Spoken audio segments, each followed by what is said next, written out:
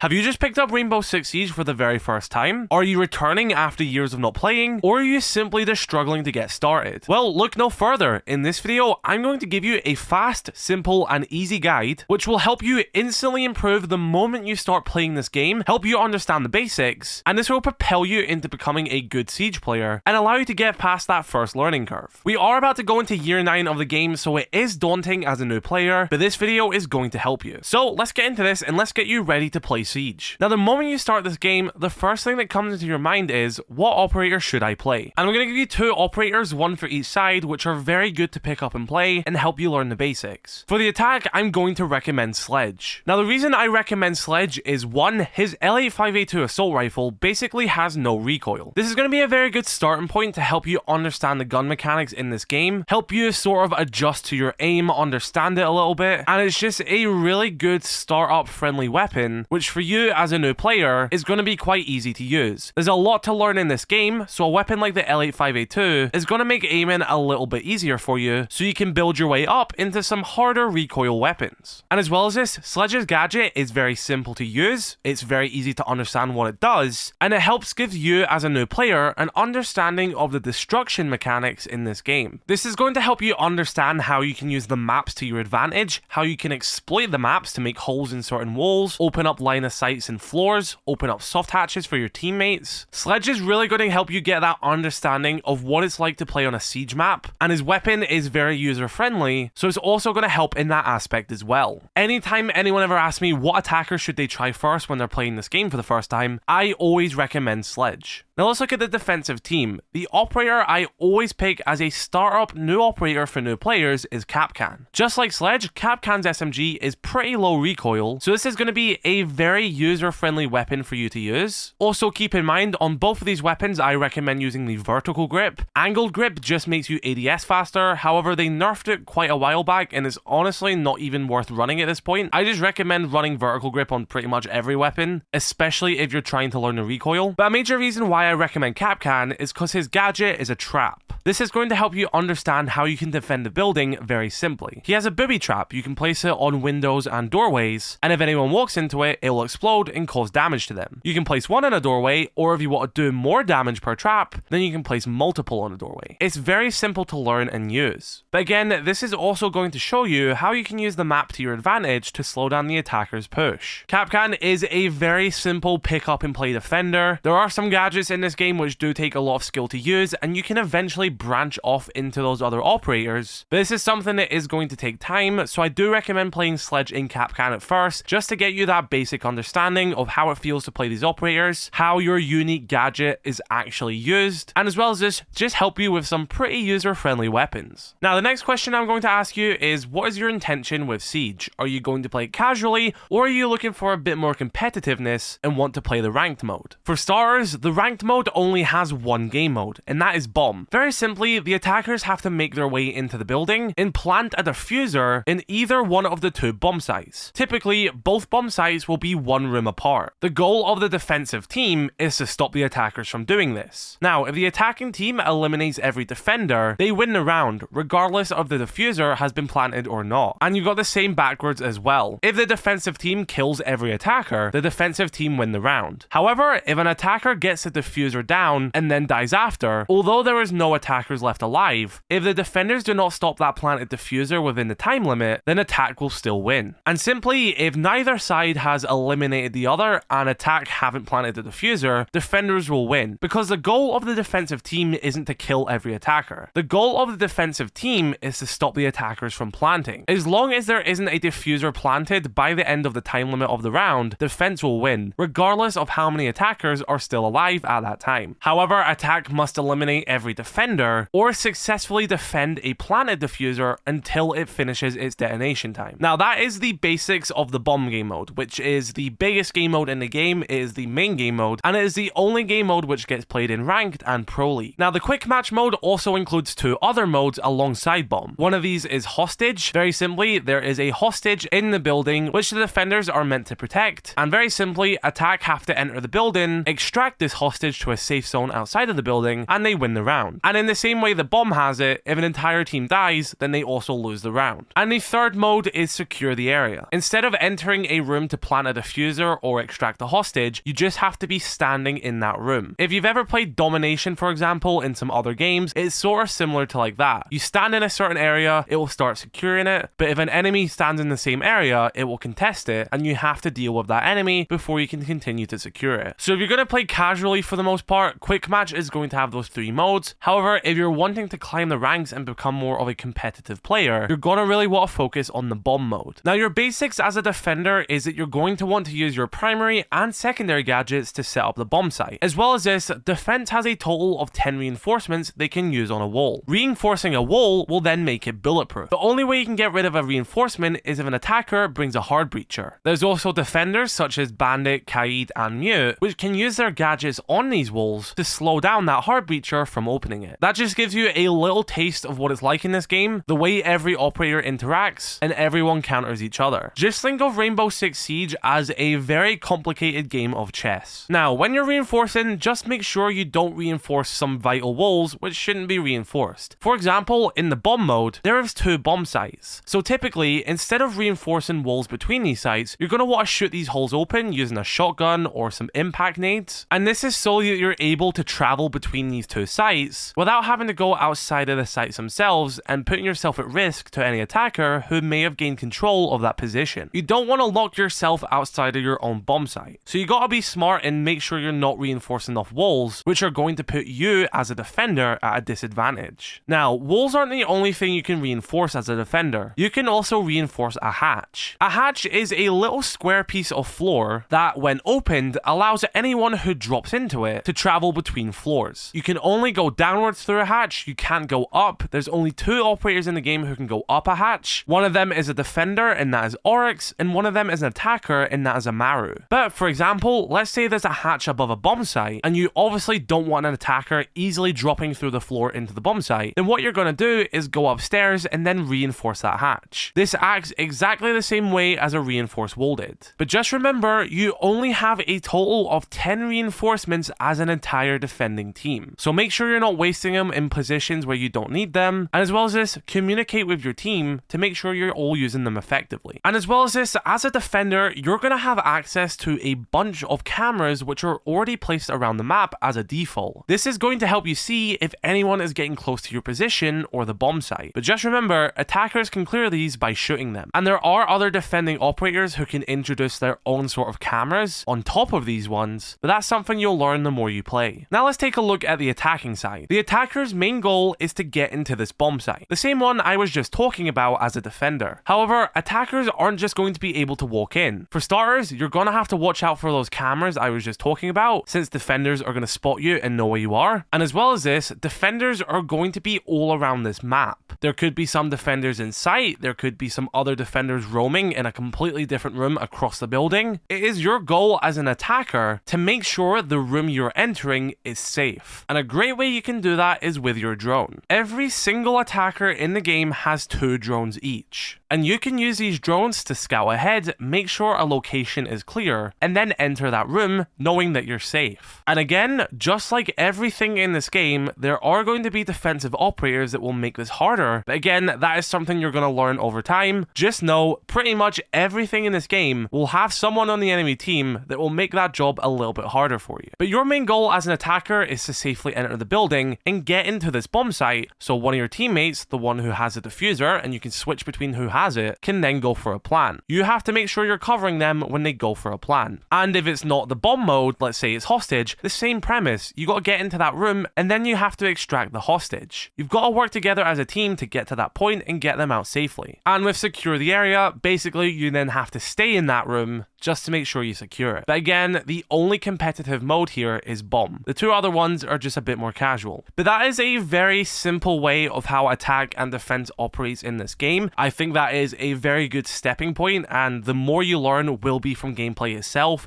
I can only tell you so much, but I recommend playing Sledge on attack and Capcan on defense to help learn how to do this. But trust me, I know this game's daunting. I know you're gonna probably meet some people in your games which aren't very nice to you for being new. Ignore them. You'll end up being better than them one day, trust me. Go at your own pace and just make sure that you are learning the basics. Because once you get past that first learning hurdle, the game becomes a lot more easier and you'll understand it way more faster. And I guess my final tip for this video is play the tutorial mode if you haven't already. Now, I believe new players nowadays are forced to play it. However, in the current season of Upload, Operation Heavy Metal, Ubisoft have released an entirely new revamped tutorial mode, which is very up to date and useful. This will teach you a lot of the basics I have taught you, but allow you to do it in a safe and controlled environment, as well as just giving you that hands-on feel. And so that is a very basic, simple beginner's guide to Rainbow Six Siege. Starting with these little tips will help you get instantly better at the game, and once you just get in that momentum of playing, you're gonna start picking it up yourselves. YouTube videos do help, and I do have other YouTube videos, and I recommend you check them out, and maybe even consider subscribing. However, the best way to improve at this game is simply just by playing it. It will get frustrating, you will get, annoyed, and you will think you're not going anywhere, but playing the game is how I got better. And if you want to get better at anything at life, you just gotta keep trying at it. So be sure to let me your thoughts in the comment section below. Drop a like on this video if you did enjoy. Subscribe if you're new. I shall catch you later. I love you all. Stay safe. Peace.